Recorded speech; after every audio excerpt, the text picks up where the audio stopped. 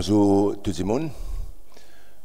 Je suis content, premièrement, avant nous commencer une session formelle, exprime nos sympathies, comme l'Assemblée, avec la famille André, honorable Clifford André, il est le membre qui parle dans l'Assemblée aujourd'hui, et à peu près un temps passé, il perdit son papa. Alors, moi, je suis content que toute l'Assemblée déboute pour nous observer un moment de silence pour la famille André qui est dans deuil aujourd'hui.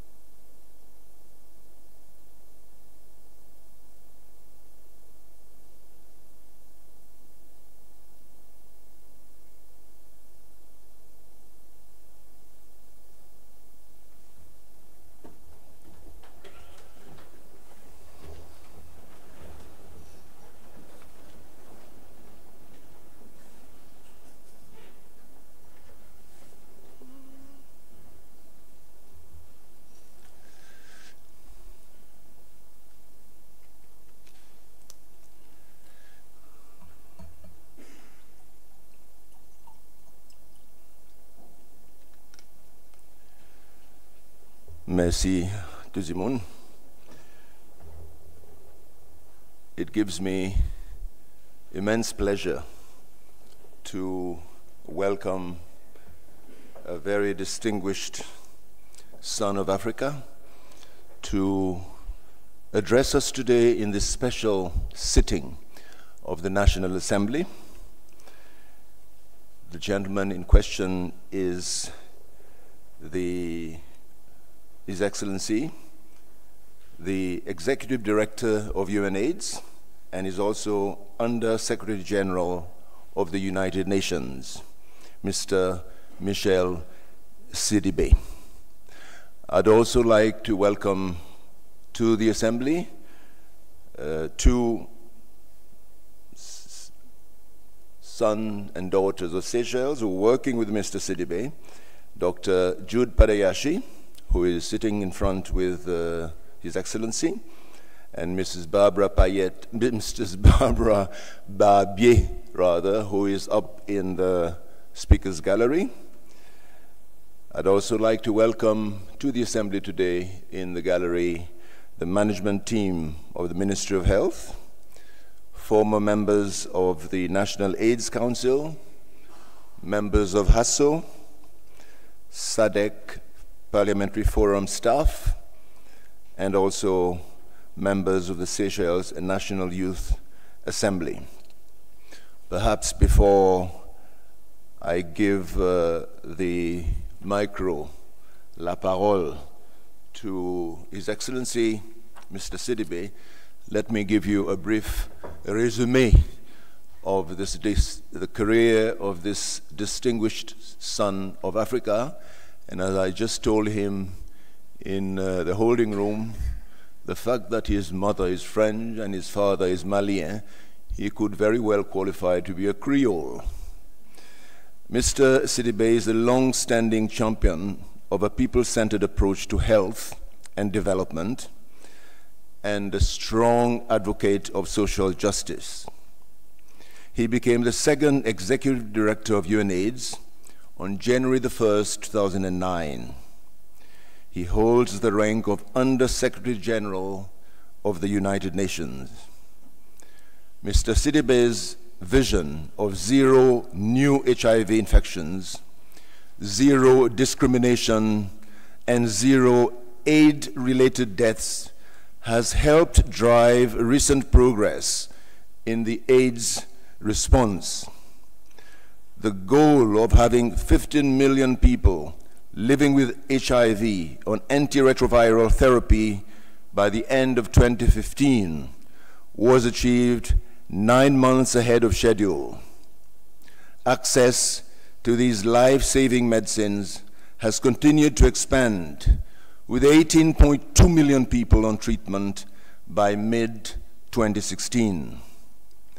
Under his leadership of UNAIDS, more and more countries have adopted a fast-track approach through which the achievement of a set of measurable targets by 2020 will set the world on course to end the AIDS epidemic as a public health threat by 2030 within the framework of the Sustainable Development Goals. Today, a growing number of countries are also adopting the 90-90-90 targets, whereby 90% of people living with HIV know their status. 90% of people who know their status are accessing treatment, and 90% of people on treatment have a suppressed viral load. Mr. Sidibe's leadership in calling for the elimination of new HIV infections among children has contributed to a 60% reduction since 2009 in new pediatric HIV infections in the 21 priority countries of the global plan towards the elimination of new HIV infections among children by 2015 and keeping their mothers alive. His idea of shared responsibility and global solidarity has been embraced by the international community. This has encouraged an increased ownership of their epidemics by the countries most affected, with domestic resources now accounting for 57% of global AIDS spending. Mr. Sidibe's commitment to advancing global health began in his native Mali, where he worked to improve the health and welfare of the nomadic Tuareg people. He later became country director for Terre des Hommes. In 1987, Mr. Sidibe joined the United Nations Children's Fund, UNICEF, in the Democratic Republic of the Congo, and went on to serve with UNICEF for 14 years, overseeing programs across 10 Francophone African countries and serving as a country representative in a number of countries. Mr. Sidibe's work has earned him widespread recognition. He has been awarded honorary doctorates from Tuskegee University, Clark University, the University of British Columbia, and KwaZulu-Natal University. Since 2007, he has held an honorary professorship in Stellenbosch University. In 2017, that is this year, he was awarded the Emory President's Medal in recognition of his work as a passionate champion for health and humanity. In 2012, he was named as one of the 50 most influential Africans by the Africa Report, and in 2009 as one of the 50 personalities of the year by the French newspaper Le Monde. He is a Knight of the National Order of the Legion of Honor of France, an officer of the National Order of Mali, an officer of the National Order of Benin, and a Chancellor of the National Order of Chad. He has been awarded an Order of Saint-Charles by Monaco. Mr. Sidibe, as you can imagine, is fluent in French, in English, and speaks several African languages. He tells me he's also learning a little bit of Creole. He is married and has 4 children. I will now ask His Excellency to please address the Seychelles, and following that, the 2 leaders will respond in a short statement. And Mr. Sidibe, sir, you have accepted to take any questions that the House may have pertaining to the work that you're doing. Thank you again for being with us. We are privileged to have such a distinguished son of our continent addressing us today. La parole est à vous, Excellence. Thank you very much, Honorable Speaker. It is an honor and privilege for me to be here today. I'm humbled to address this august group of parliamentarians. For me, it is more than a privilege because I heard that I am the first UN staff to address the Parliament of Seychelles.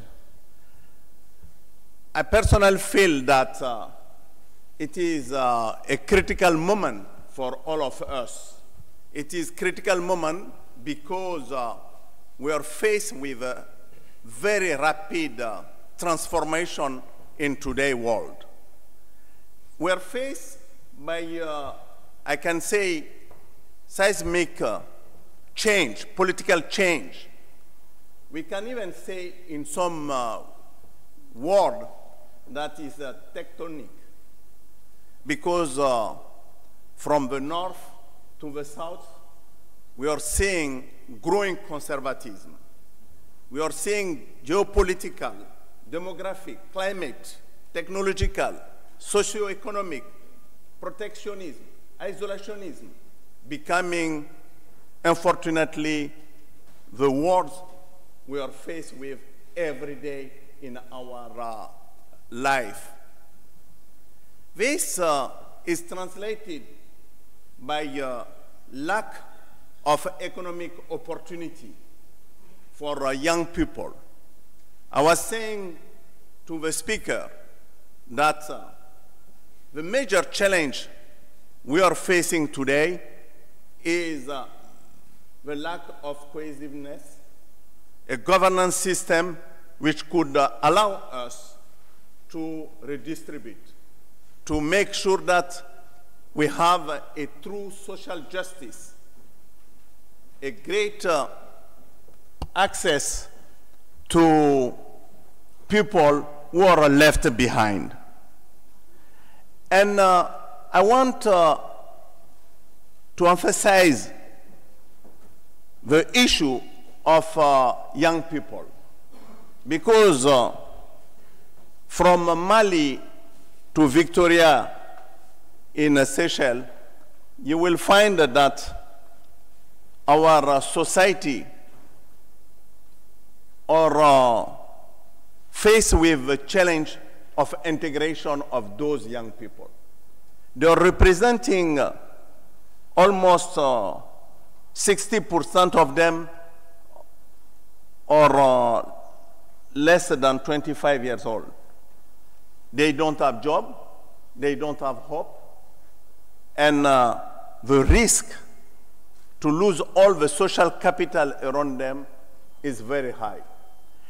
This is translated by a major risk when we are talking about HIV, because those young people, unfortunately, are faced with a lack of knowledge, information, skills, which will help them to protect, to make sure that they can have access to services which will guide them in the right way.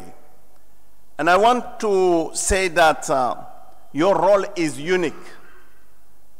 The role of you're playing to foster the link between different aspects of their life is transformative, but is essential.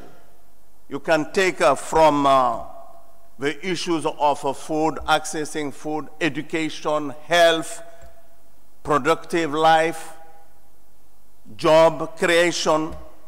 Those holistic efforts are needed if we want to have a stabilization of most of our society.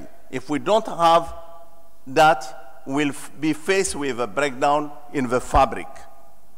And then it's become an underlying problems, because those young people will have a tendency to drink more, to have access to drug. And we know that in this region particularly,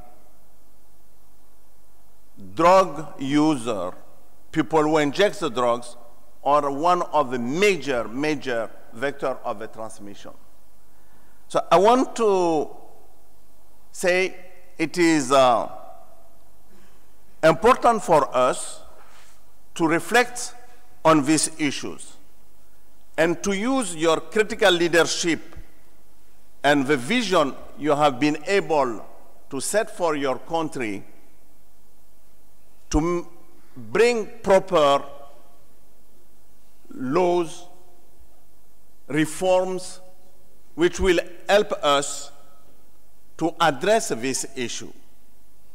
When people are vulnerable, particularly young people, and they are stigmatized, discriminate, in some cases criminalized, they are going underground.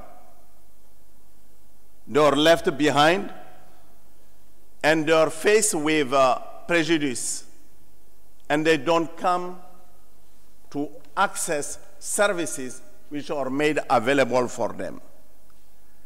Kofi Annan said in his report that drugs have destroyed many lives, but wrong government policies have destroyed many more. And I fully agree with him. We have been successful working with many of you to transform the face of this epidemic globally. A few years back, when I was traveling in most of the countries in this continent, hospitals were full of people dying. We were in despair, no hope. Today I can say with confidence that we move from despair to hope. Just a few years back, in South Africa, we used to have only 90 people on treatment. Today we're talking about 4 million people on treatment. For the first time in the history of this epidemic, we have more people on treatment than people waiting for treatment. Your country have been able to demonstrate that leadership matters, that right policies are key, that decisions taken by this parliament to affect resources can make a difference. You have been able to achieve 100% of coverage for pregnant women who are HIV positive. During the last 3 years, we had maybe one case of baby born with HIV, which is a success story. You're demonstrating that where we have cohesiveness, when we are talking to each other, when we are putting a right strategy and policies and laws are taken in the right direction for the poorest segment of the society, we can have a new generation born without HIV. And these success stories are important to be shared. But at the same time, we have to recognize that globally, we have a major problems with inclusiveness. We have a major problems for people we consider as a key population. I'm thinking about people who inject drugs, man having sex with man, sex worker. They're all in many places excluded. We have been able to control epidemic in most of the places, except, for example, Eastern Europe and Central Asia, because people who inject the drugs there are hiding themselves. They're going underground. They don't have access to treatment. They don't have access to harm reduction program. And they are infecting their partners. And we are seeing a growing epidemic in those places. We want to avoid that here. We want to make sure that when you have 90,000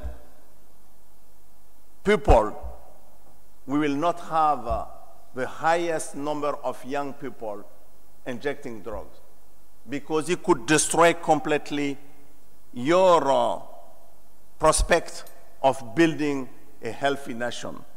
And that will happen only if we use evidence-based approach, right-based approach, people-centered approach, and making sure that we transform our programs and support your former speaker.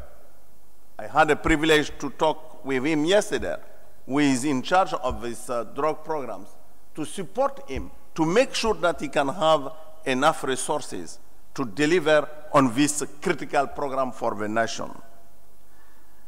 Let me end, Mr. Speaker, with 3 thoughts on how to maximize your role to position health as a driver of social development of your nation.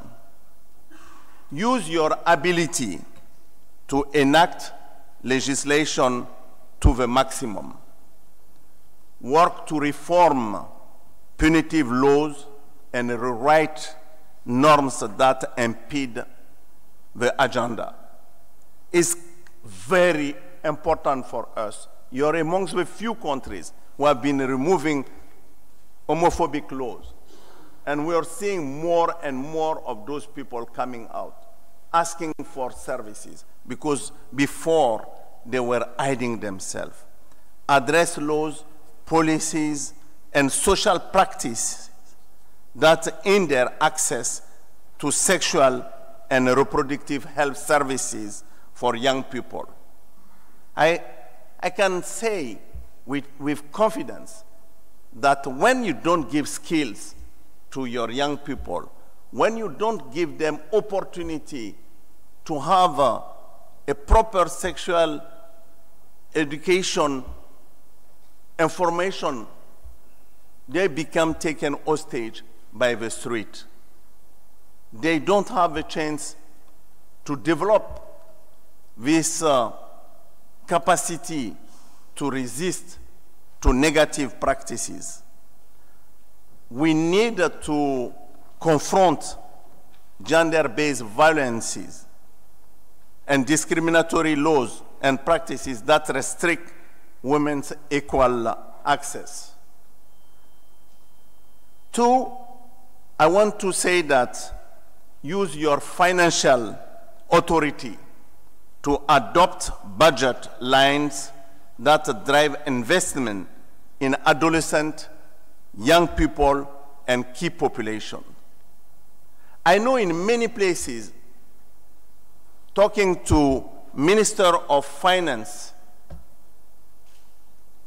countries after countries, I can say they're considering health as a cost.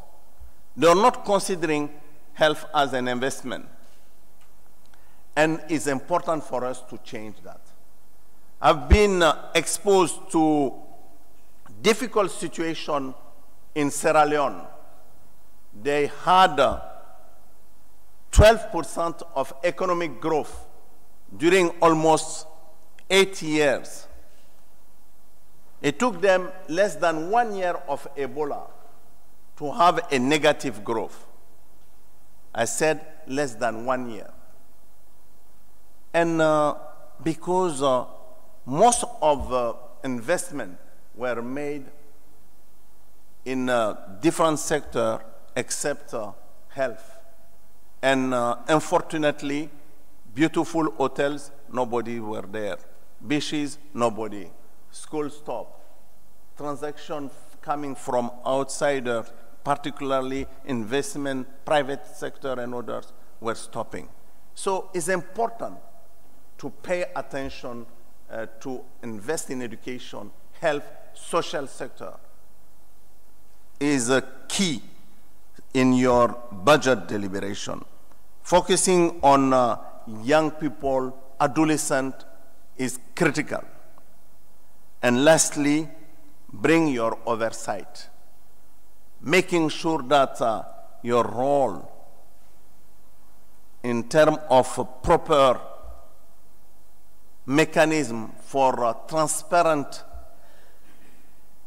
result, accountable, driven type of approach are put in place. Work with communities to make data more available, accurate data, share results, and empower our community to drive accountability for results. Foster this political dialogue with our respective communities in order to make them truly the check and balance structure of our respective nation will make not only a difference in the fight against this epidemic in your country, but will make this beautiful nation certainly a model for the rest of our continent. I thank you.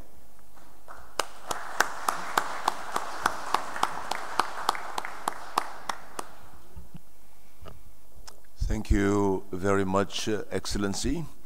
I will now invite the Leader of the Opposition to make his remarks. Thank you, Mr. Speaker. Your Excellency, thank you very much for the presentation.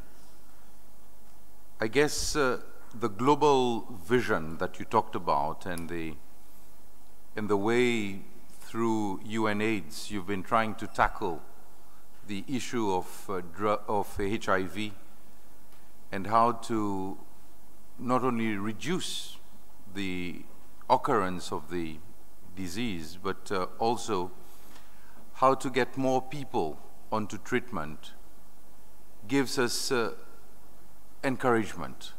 We are encouraged by the work you are doing, and of course the results speak for themselves. The emphasis that you've put on caring for the youth is indeed most important.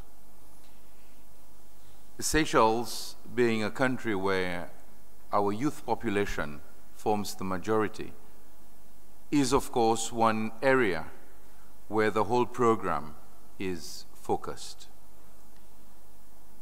But at the same time, as those responsible put in all the effort, all the energy, there is one major challenge which our small country is facing.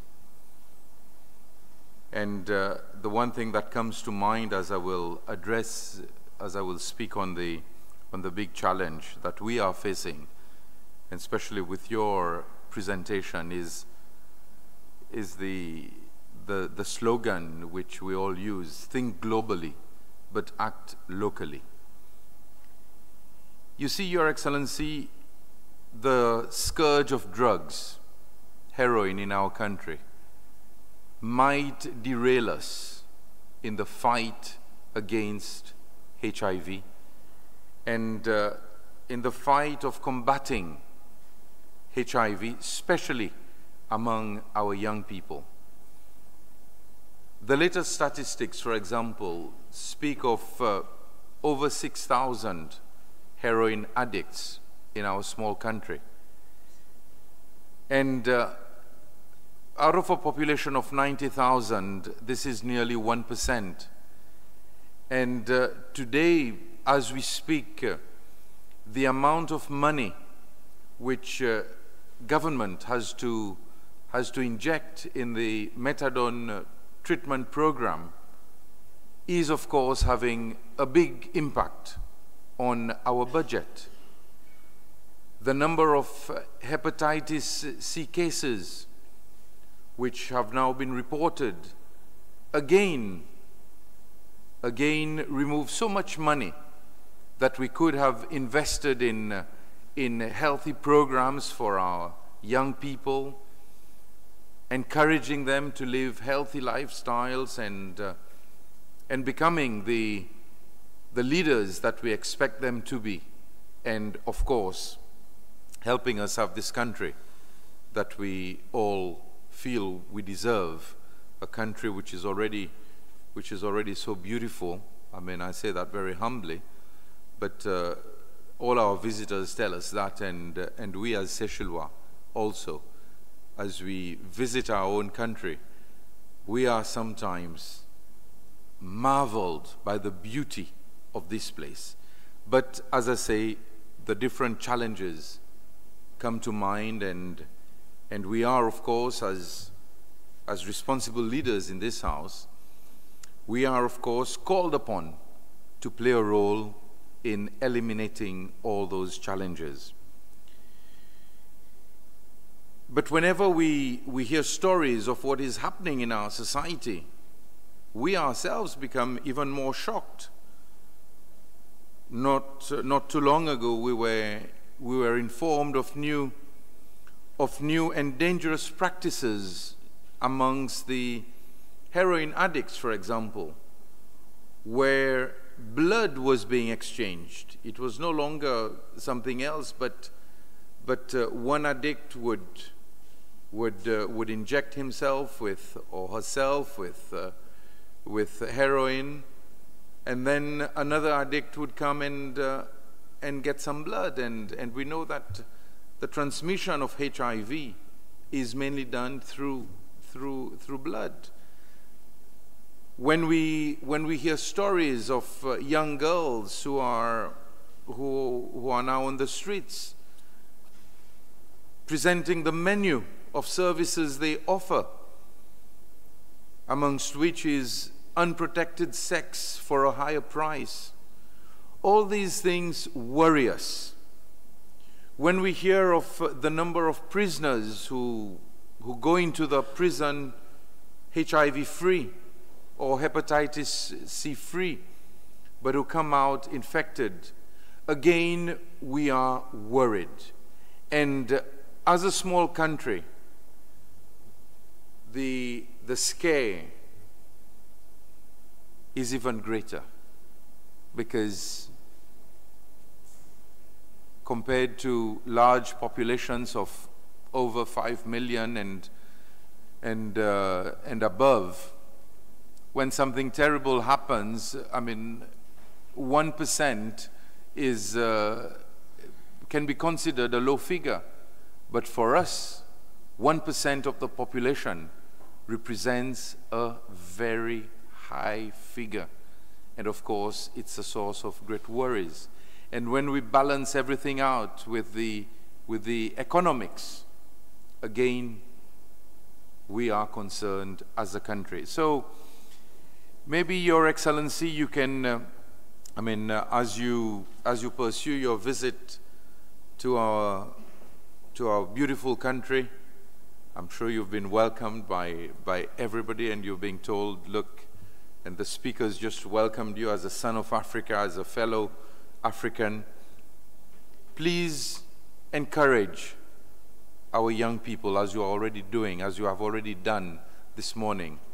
And as you encourage them to adopt this healthy lifestyle, we also, as a National Assembly, we can give you our commitment that we will do our best to support those involved in the program. Mrs. Peggy Vidot, who is the head of the program, the Health Ministry, where we have a lot of capable people, and of course they do us proud. They do us proud, and as a member of the SADC-PF, and I see two of my friends in the house, and I want to bid them welcome as well. When we talk about the HIV program being undertaken by SADC, I feel proud because Seychelles comes out very well. And I know that the doctors like Dr. Bibi, who again plays a very important role, Dr. Gabriel, who for a long time has been very active, we know that they do us proud. And so, as I end this little word, this little note of thank you and encouragement, I would like to pay tribute to all those who are involved in the combat against this scourge. And I pray that our country will put its resources together and our young people will indeed come out as the savior of this land. Your Excellency, I bid you a good stay in our land.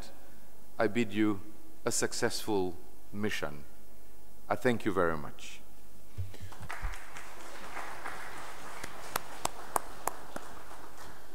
Thank you, Honorable Leader of the Opposition. We'll now hear the remarks from the Honorable Leader of Government Business. Mr. Speaker, sir, thank you. Your Excellency, Mr. Sidibe, Mr. Speaker, Leader of the Opposition, the colleagues MNAs, people of Seychelles listening to us today, good morning. Mr. Speaker, the presence of His Excellency Mr. Sidibe in our National Assembly today marks yet another historic chapter in the life of our legislature. 1 year ago, precisely on the 8th of May 2016, our Assembly was then privileged to be addressed by His Excellency Mr. Ban Ki-moon, the former Secretary General of the United Nations. The presence of His Excellency today in our August House reaffirms also the strong importance which the United Nations attach in valuing every nation, no matter how small. We are doubly honored in His Excellency's presence in that we welcome a fellow Francophone and a brother of African descent, like the speaker just said, but also because we are in the presence of a strong believer in a people-centered approach to health and development, as well as a strong advocate of social justice, all values which we, the Seychellois as a people, firmly believes in. As a nation, we have come far, very far indeed. Who would have believed that from the small settlement in 1770 would emerge a vibrant, dynamic, and wonderful nation that calls itself Seychellois? That this small group of islands called Seychelles will witness the birth of a people that embraces its diversity and in spite of differences would grow to overcome adversity and overcome many challenges, to position itself amongst the other nations of the world, proud of its heritage and eager to go further. As we have evolved and grown, so too has the world around us. We can never fall into complacency and should never let our differences bring disunity. Instead, we must all embrace that undeniable truth that we are all Seychellois, and together look towards the new challenges which we face. We must fight to give a voice to small island states, island developing states like ours, to face the threat of climate change and the ever-present scourge of organized crime behind piracy and drug trafficking, amongst others. Mr. Speaker, Your Excellency, dear colleagues, where in the past we would have considered that those sitting across the floor from us are our foes in the House, today I say, and I proudly say, that this time has passed. Indeed, today we have new foes: drugs, which calls on all of us to unite and as one bring the fight to those who wish to poison our youth. We say with one voice that we shall be relentless in our effort to protect the future of the generation of this country, especially the youth. Moreover, as we look on at countries ravaged by hurricanes, we sympathize with those that have lost so much. Yet, we urge the international community to reposition itself and view the threats posed by climate change to small island states, such as ours, as clear and present danger to the future of our people. We urge Your Excellency, Mr. Sidibe, to be our voice in the international arena and to help us continue to educate the rest of the world on the dangers which this will pose. What happens to small island states like ours, like us, should also act like a global litmus test for the rest of the world.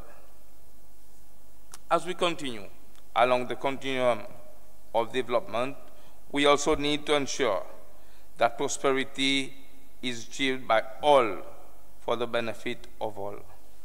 We recognize our shortcomings in establishing clear data structures and systematic analysis of information to drive strategic design of policies and intervention. It is here that perhaps lies the Achilles heels challenges. It is here that we must also commit every resource possible in setting clear, accurate, and reliable data information system. We must never leave anything to chance, for in doing so, we may overlook those in our society that are facing difficulties.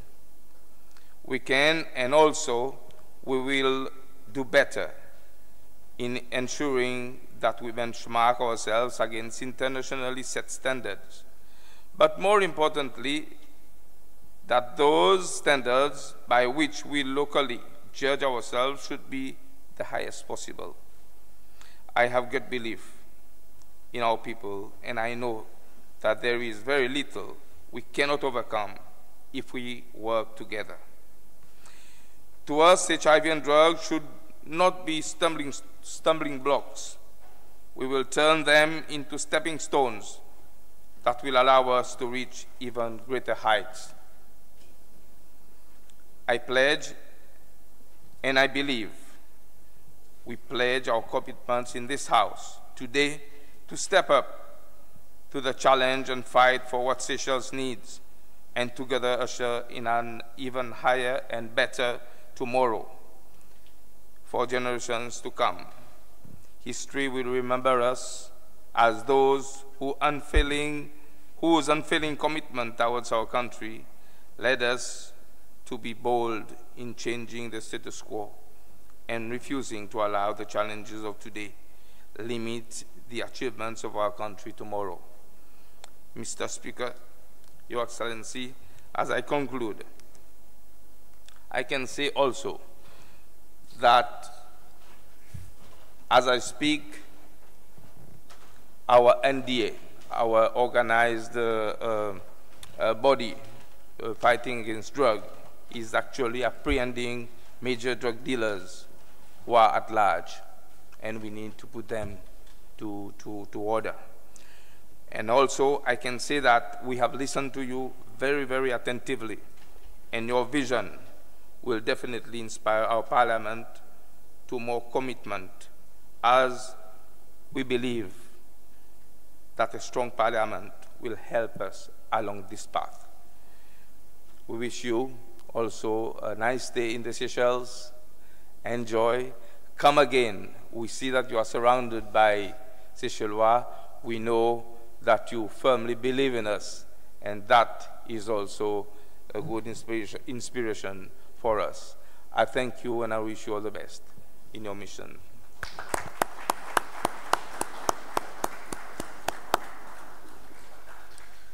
Thank you, Honorable leader of government business. As I announced earlier on, if there are any burning issues, we can take 1 or 2 or 3 questions from the floor.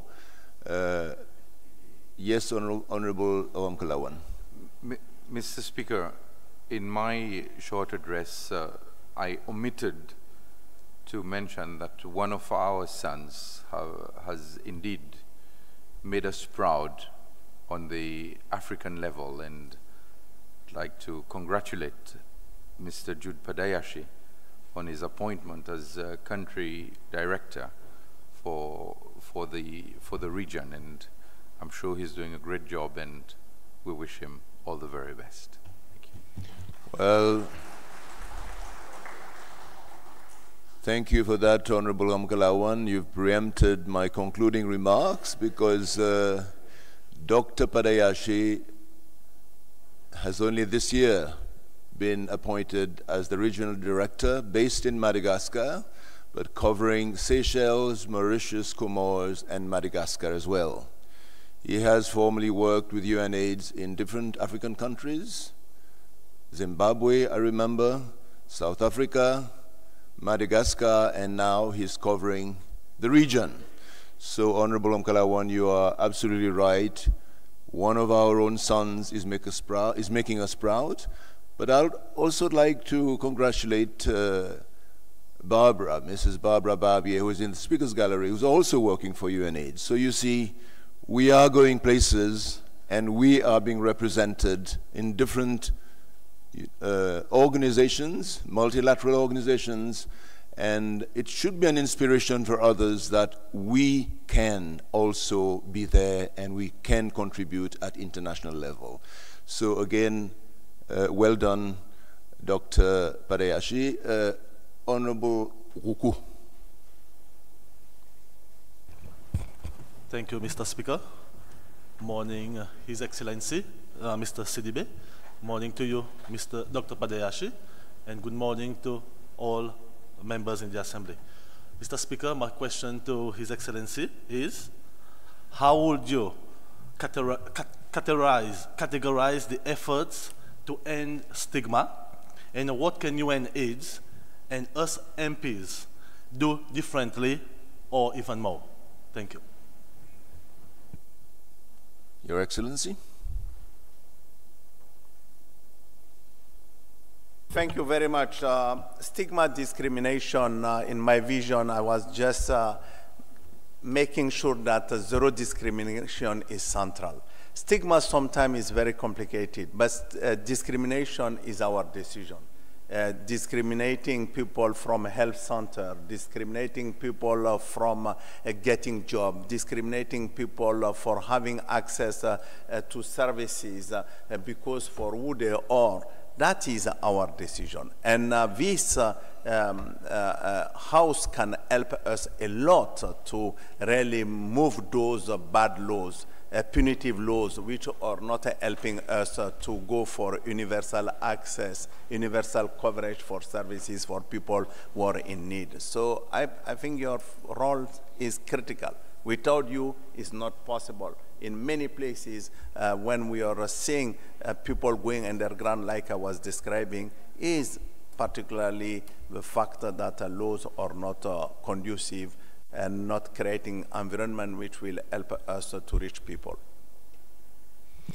Thank you, Excellency. Honorable Gisle. Good morning, everybody. Good morning, His Excellency. And my question is like that. Women and girls continue to be disproportionately affected by HIV and AIDS epidemic. What can you do together with us so that we can change this picture and involve women and girls as part of the response to the epidemic? Thank you. Your Excellency. Very good question. I personally feel that we're winning.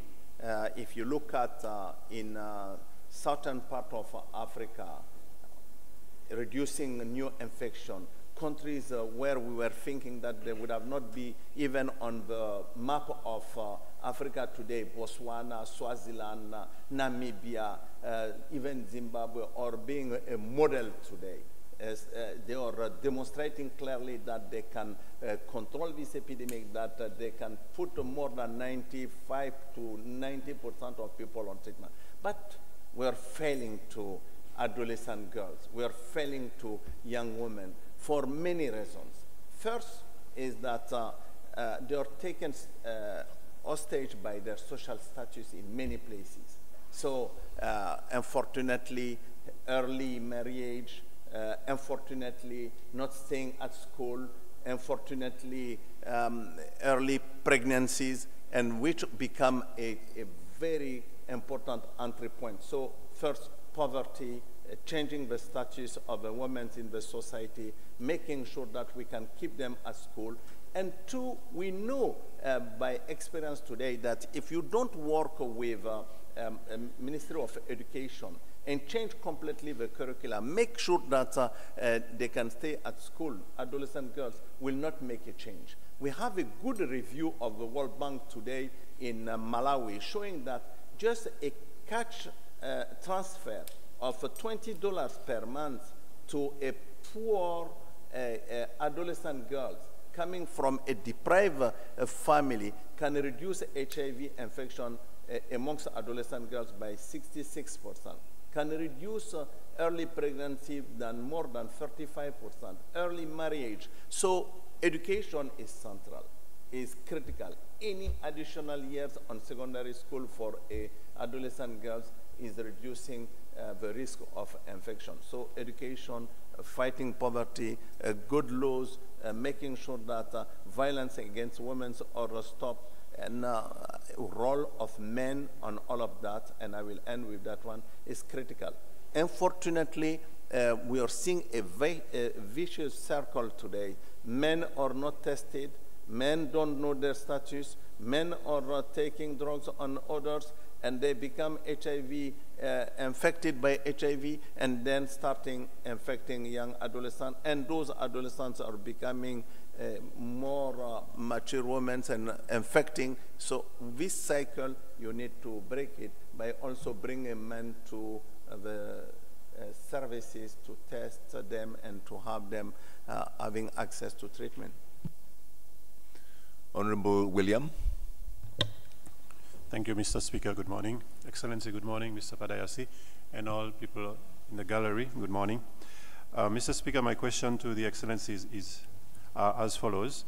First of all, I would like to ask the Excellency if there is a UN norm in terms of accepted percentage of national budget as GDP per capita should a small country like Seychelles aim for.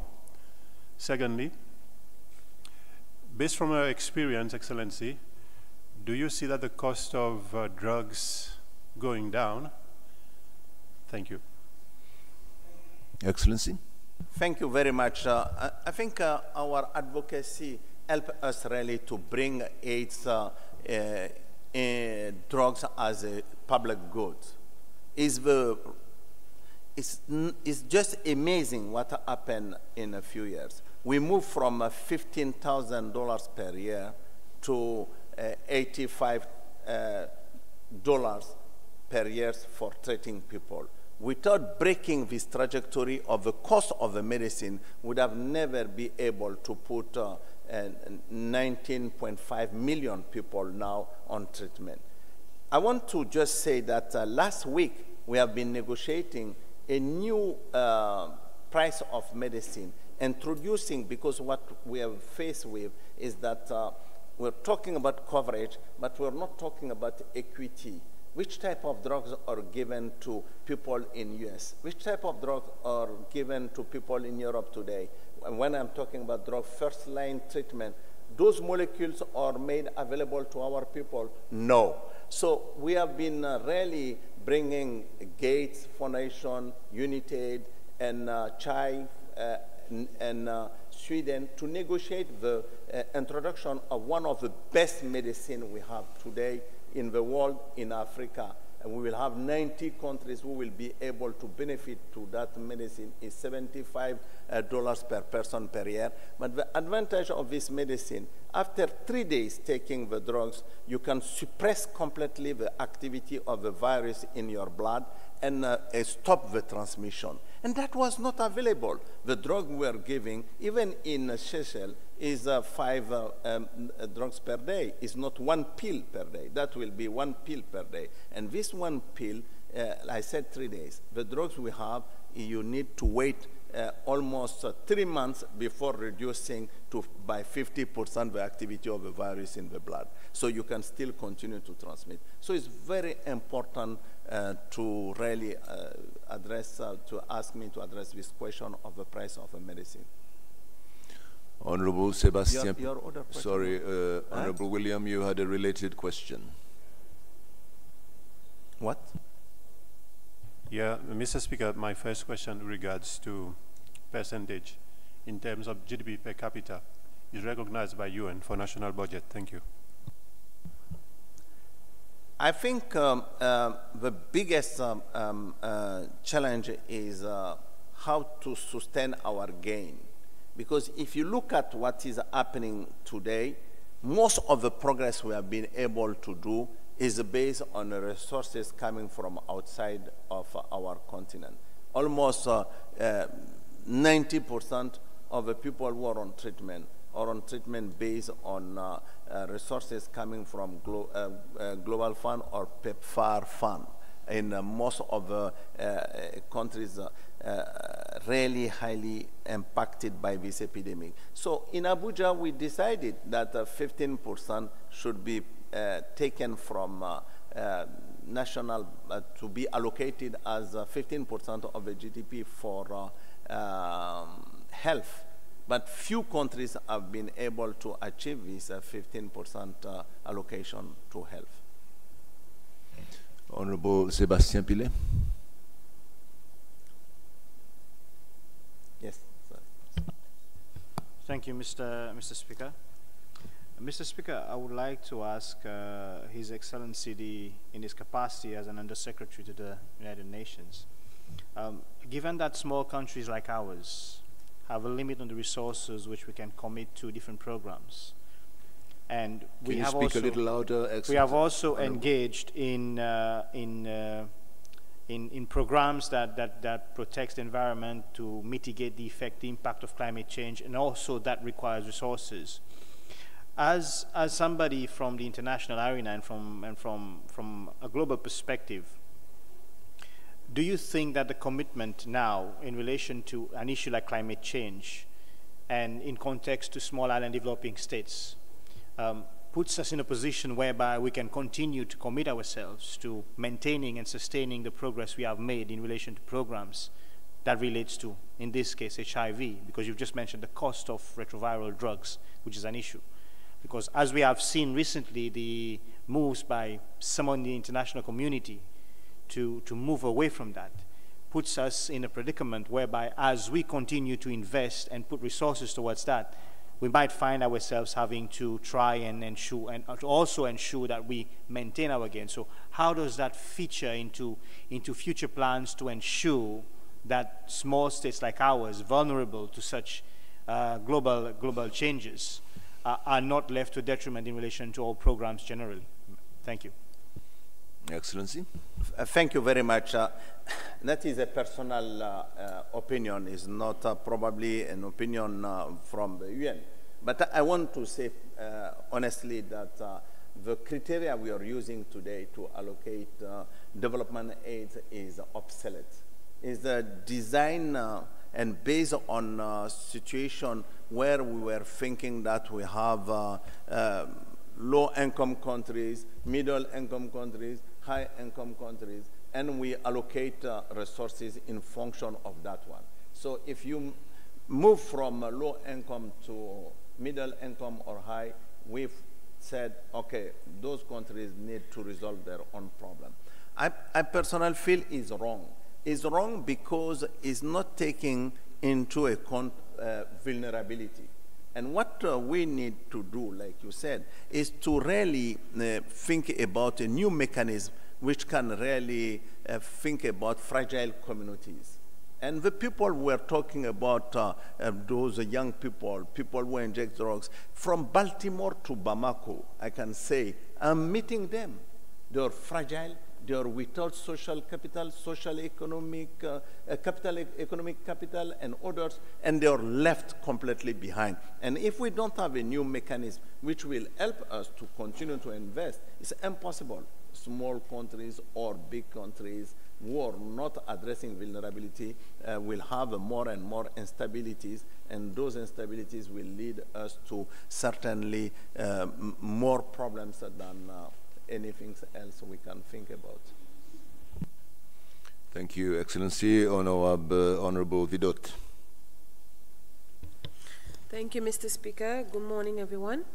Your Excellency, national response to HIV/AIDS are still very donor-dependent in many African countries.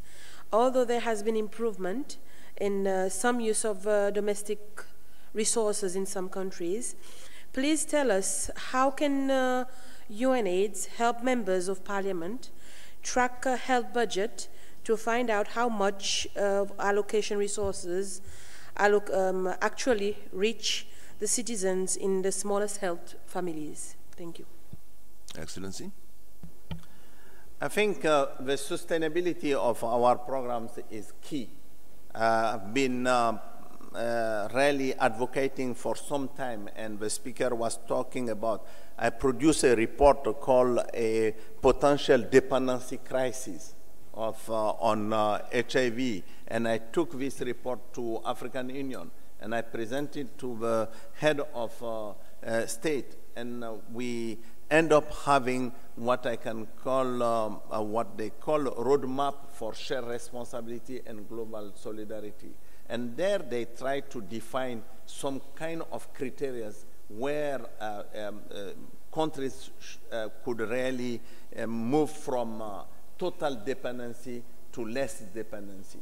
So, and that, I can say, is working, starting working, because we have been working with many countries to develop what I call a sustainable transition plan. And this Parliament is asking to different governments, tell us, we have today 90% of people on treatment or on treatment based on donors' fund. What is the transition plan for making sure that we can sustain this gain if tomorrow morning they are out of business? So, and that we need to ask ourselves, because it is not just a health problem. It could be one of the biggest social problems, not in your case because of the numbers of people on treatment. But imagine you have 4 million people on treatment on South Africa today, almost 2 million on Kenya, 1.8 million in Tanzania. I can go on, go on. If they are tomorrow on the street because they don't have treatment, and they will go on the street because no one wants to die now. They know exactly from where they came from. So we need to be prepared for that one. Plus resistance, plus the risk of co-infection, TB, HIV, the risk of co-infection, cervical cancer, and HIV. We know that any woman who is HIV positive will have 5 to 6 more risk to have a cervical cancer.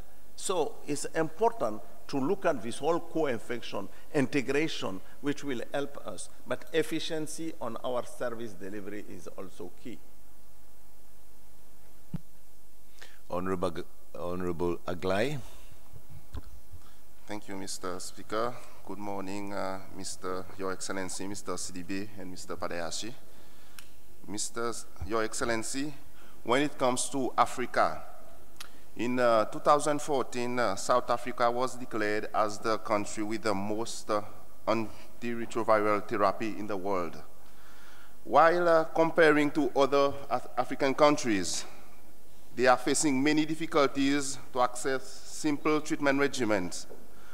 My question is, how does UNAIDS strategy fit to address and reduce those long gaps and other barriers preventing those African countries in accessing affordable treatment so that the 90-90-90 goals is achievable. Thank you. Excellency. Thank you very much. I think South Africa moved from denial to one of the best programs we have in the world today. You have to remember a few years back, we had 1,500 people dying every day. Every day. So, which was a high cost for this country. They were paying treatment 53% more than anyone else. We work, we reduce the price by 53%. We make sure that they could have access to drugs which were available at the cost, the lower cost. But the biggest problem we have in this continent, I want to say that, is that we are not producing our medicine. You can talk about increasing quickly, making sure, but you have to go to global market. Only 3% of the medicine we are consuming in this continent is produced by us. We are all 97% of those medicine are coming from abroad. So we need to start thinking about local production. We need to think about our regulatory system to improve access to medicine which are molecules which are made available. We're working with almost all the African countries. We managed to make sure that access to first line become almost free every single places by negotiating the reduction of the price, by helping countries to formulate their own request to the Global Fund, PEPFAR, when it's possible, but it's not sustainable. What I want to say is not sustainable if it's not produced by us, if it's not, and we're not just talking about HIV/AIDS, I'm talking about almost all the other drugs. So it's very important to really continue to support that, developing proposal for accessing to resources where it is, making sure that we can buy the best drugs. Like I said last week, negotiating the reduction of those price, making sure that it could be affordable for countries who have until today have not been able to access. But Africa is doing better than many parts of the world in terms of accessing treatment. Okay, well, I recognize that there are a number of you who would wish to interact and ask questions to His Excellency Mr. Sidibe, but I am also mindful of the fact that he has another important appointment at 10:45, and therefore I will allow one last question because she had raised her hand quite a while ago before we adjourn. Honorable Sofula. Thank you, Mr. Speaker. Your Excellency, I've got only one small question. What unique opportunities do you see in the small nations as we respond to the HIV epidemic? And what specific role can MPs play? Thank you. Excellency. Generally, small questions are the most difficult. I will just, leaving this room, I will just say a few words and coming back to young people and drugs. For me, that is the most central agenda this August Assembly need to pay attention. Drug use must be regarded primarily as a public health problem. We should not think that punishment will make a difference. We need to help those people who are taking drugs. We need to make sure that they will have access to services which will accompany them, because without that, it will become a major health and social problem. It will put huge pressures on the criminal justice because it will not work. Experience I had 96% of the people were put on jail or coming back again after being out in jail again. So I don't think it will, and it will incite for corruption. Believe me, my little experience, in many places, anytime you're pushing for punishment and others is corruption. Because the problem is that you don't reduce the drug consumption in reality by putting those laws which will put people on jail. The war on drugs, I have been every single places. What you're doing is just to reinforce those traffickers. And they are not out of business. They become even stronger in the business because they find their own way. So I think is to Patrick, your former speaker, went to Switzerland and he went to Czechoslovakia. He went to, I think, Indonesia, and he has been traveling to look at what is going on. And today, you know, in Switzerland, we have almost a zero new infection amongst people who inject drugs. The traffickers don't know how to wait to find their way because already health centers are providing all the services to those people, and they don't need to go in the street to buy and make sure that they can have access to drugs. So I think I will talk about working to monitor, to support this group, to make sure that your population, I don't know how many there are, but 6,000 is a huge number. It could really undermine the fabric of your society. We had one last question from a lady. Let's have a last question from a gentleman, and then we'll round up. Honorable Simogil. Good morning, Mr. Speaker. Thank you. Good morning, Excellency, and good morning, everyone present in the gallery, honorable members. Mr. Speaker, I have a simple question for His Excellency. Could you advise us, while you're here, how could Seychelles, through our Ministry of Health, draw more funding from related institution or organization under your responsibility? Thank you very much. Excellency. Thank you very much. I think your Minister of Health is better placed than me to do that. He was former Minister of Finance and former Minister of Foreign Affairs. So he knows very well how the international system is working and how we can really mobilize resources from those institutions. But my point of view will be simple. I will go more for regional approach. Small islands, integration, demonstrated that it can bring a new proposal which will address in cross-border issues which are critical for few. That will attract more resources for those small islands together to be able to address issues which are pertinent to yourself. I think that's what I will advise to him. Because when you go, you said you're 90,000 people. You go, you're saying that you have high level of GDP per capita. You go, people said, but why? What is the reason for me to invest?